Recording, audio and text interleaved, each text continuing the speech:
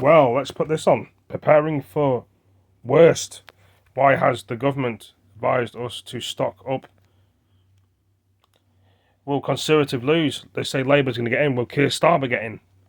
Which is already in. I mean, it will be in Labour. Richie Sunak is the Prime Minister, the Conservatives at the moment. Will there be another Conservative? Will there be somebody else in Labour that will get in? I don't think Keir Starmer will. Who knows? Is it going to be World War Three? So let's do this. See what we think. Give me 2 seconds, people. Wind-up torches, tinned meat and bottles of water. They're just some of the items that the GB government News are advising people to stock up on as it urges the public to prepare for emergencies. Scouts Honour, be prepared. A new website called Prepare has been launched by the government to advise the public on what steps they can put in place in case of a variety of emergencies. Now, is this necessary, folks, or is this yet again more scaremongering from the government? Well, joining me to discuss this further is the author and journalist Julie Cook. Julie, thank you very much for your time today. Now, Julie, I'm looking at some of the items there, and it says you need a penknife. Now, I've never used a penknife in my life, to be quite honest with you. I wouldn't know where to start. So, are they just on a hiding to nothing here? Well, hi, Darren. First of all, I think, they said don't stockpile, don't panic buy. But the first thing people are going to do when they hear this kind of advice is to go and panic buy. Lots of things go through your head. Is it the war? Is it the threat of nuclear war from Russia? Is it the Ukraine disaster? Is it what's happening in Palestine and Israel? There's so much going on in the world to make us afraid. But is it really that, or is it more about compliance and kind of Project Fear Mark II? And I'm veering more towards that. I'm thinking, there's a general election called exactly the same time. And if there's any way to make the public behave and comply, it's to make them afraid. Yes, I mean, we have gone through years of a mission creep, I guess, by successive governments into a more liberal sphere. I mean, is this part of a wider agenda, or do you think this is just common sense? And as I say, Scouts Honour, be prepared. I was taught that as a kid. Is it not just common sense and wise to actually prepare for all scenarios?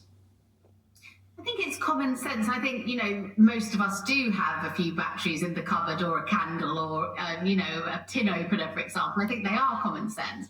But I think by making a Be Prepared website and announcing it at the exact same time as a general election is so much more than that. Yes, let's be prepared, but there's something else going on here. And it seems to me that general underlying sense of unease, anxiety that kind of keeps us compliant. Mm.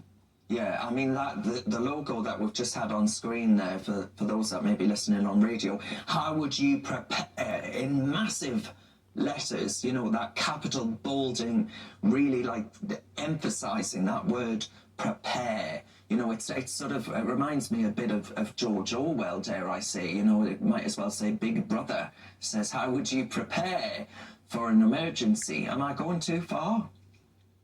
No, I don't think you are. And I think, as I said, Project Fear 2, we've all lived through all of this with 2020 and the pandemic. And interestingly, in which we were told not to panic buy and stockpile when we kind of needed to. Now that there is no immediate defined threat, as I said, there are lots of threats, but nothing defined. We're told, right, go and get all this stuff. And, I think people have just had enough of being spoken down to and told to do the obvious. But equally, as I say, the timing doesn't escape most people's notice, with Rishi Sunak announcing this snap general election in July, which, has shaken everybody. To have this at the same time, as you say, with a big logo, the big website, it's fishy to me, Darren. It's fishy. Well, fishy Rishi, that's what some people are calling him, Julie. But I mean, Julie, though, after the pandemic, right? Do you remember when everyone was rushing out of the shops and the shops were bare because people were stockpiling all sorts of loo roll?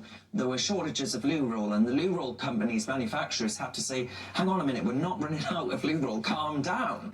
But actually, to avoid scenarios like that, is this just natural preparedness for eventualities that may arise. I mean, goodness only knows what could happen, but all eventualities ought to be considered, especially if you're, for example, someone with a young family. Yes, of course. As I say, common sense. But most of us do have common sense. I think there's a sense of being talked down to a little bit, having some tins in the cupboard, having a tin opener, having some batteries and a torch. I'd say pretty much most of us have a few of those items anyway. But what interested me was it was the 3 days worth of food. And I think that's what's got people talking and panicking, because it's kind of like, well, if there's a nuclear disaster, it doesn't matter whether you've got 3 days or 30 days, Yes. It's game over, frankly. But if it's any other kind of disaster, I don't know, flooding, electricity problems, whatever, I mean, really, is 3 days of tins the answer? I think we live in such a sophisticated society now that's so dependent on technology, internet, phone. For example, you mentioned the wind-up radio.